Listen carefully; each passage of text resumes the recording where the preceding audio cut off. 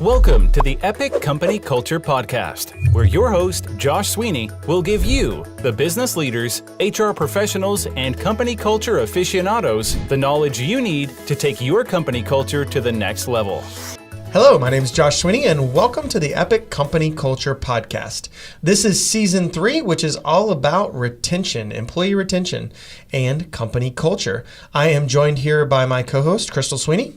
Hi. Hey, thanks for joining us. Yes, thanks for having me. Before I get started, I would like to thank Prototype Prime for this amazing podcasting space.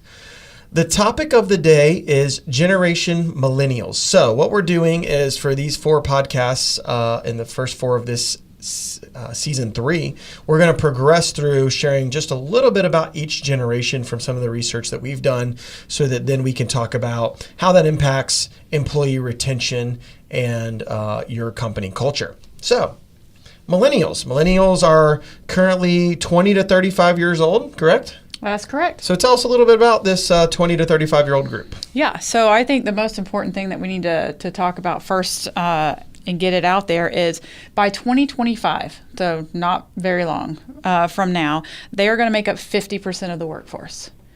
They are a huge generation, just by population alone. I think they, as of this year, by sheer numbers, have surpassed the baby boomer, which was the largest generation. So they because it's such a large generation, they're definitely impacting the workforce that we know it.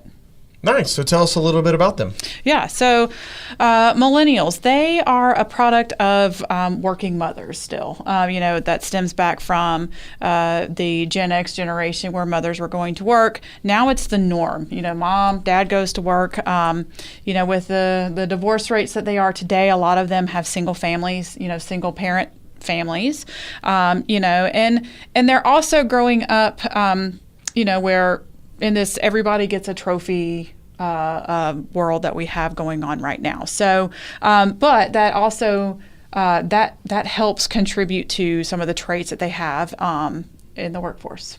Got it. So what are some of those traits that's contributing to? Yeah. So with the everyone gets a trophy, I just like to say that because, that's something that everybody has talked about at some point in time. But what that's actually created is a generation that has learned how to work together as a team.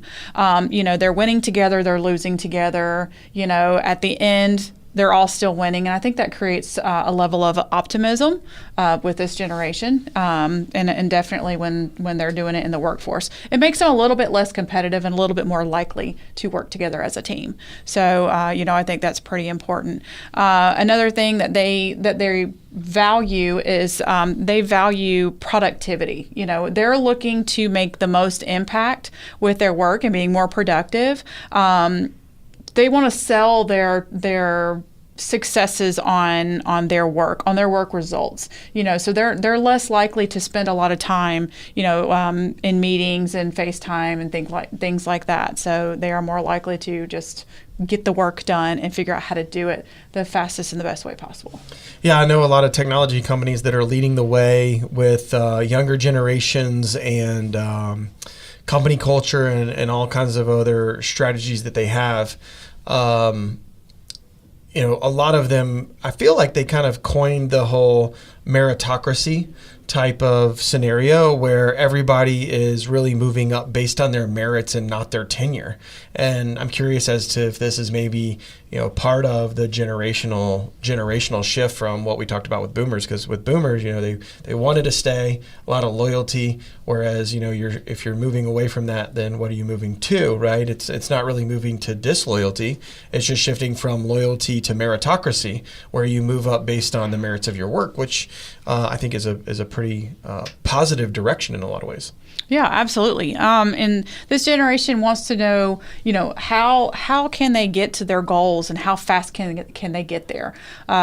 With them growing up, they had a computer in every home. Most of them have grown up with access to cell phones. I mean, the level of education that they have at their fingertips is actually, catapulting their career in whichever direction that they choose. With whatever momentum that they choose to put behind it. They're very they're continuously learning, from the access that they have to just information. So, they definitely want to figure out the fastest way to get where they want to get going, and they also want their work to be meaningful. They want to have purpose behind it. Why are we doing what we're doing? How is that affecting myself? How is that affecting the organization and the world? So, I mean, that's definitely their mentality.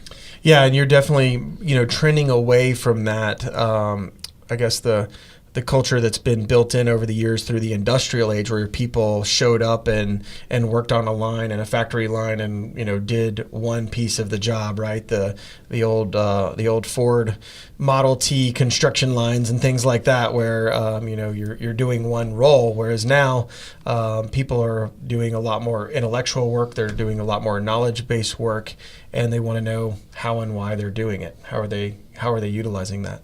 Anything else to share about millennials? No, pretty much. I mean, the one thing you need to know about them is, this generation has kind of got a bad reputation when it comes to job hopping.